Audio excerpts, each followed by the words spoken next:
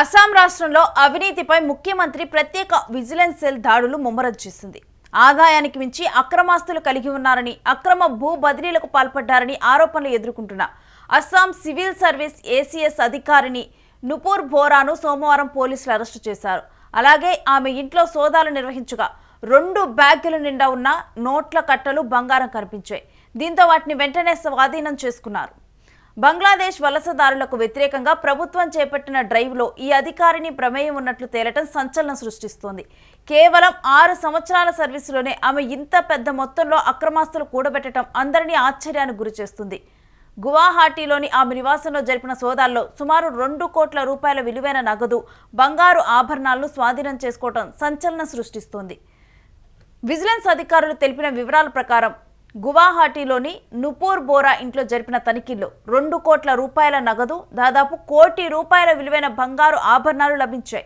ఇక దీంతో పాటు బార్పేటలో ఆమె అద్దెకు ఉంటున్న మరో ఇంట్లో సోదాలు చేయగా అదనంగా మరో 10 లక్షల రూపాయల నగదును అధికారులు స్వాధీనం చేసుకున్నారు.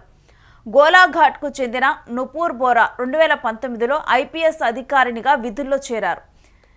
ఇక 2019లో ఆమె మొదటిగా కూడా ఏసీఎస్ అధికారిగా విధుల్లో చేరారు. ప్రస్తుతం ఆమె కామ్రూప్ జిల్లాలోని గొరైమారిలో సర్కిల్ ఆఫీసర్గా పనిచేస్తున్నారు.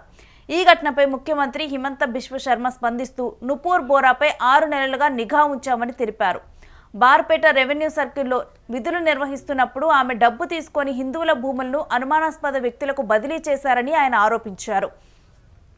అందుకే ఆమెపై కఠిన చర్యలు తీసుకున్నామని స్పష్టం చేశారు. ఇక మైనారిటీ ప్రాబల్యం ఉన్న ప్రాంతాల్లోని రెవెన్యూ సర్కిళ్లలో అవినీతి విపరీతంగా పెరిగిపోయిందని సీఎం హిమంత ఆరోపించారు.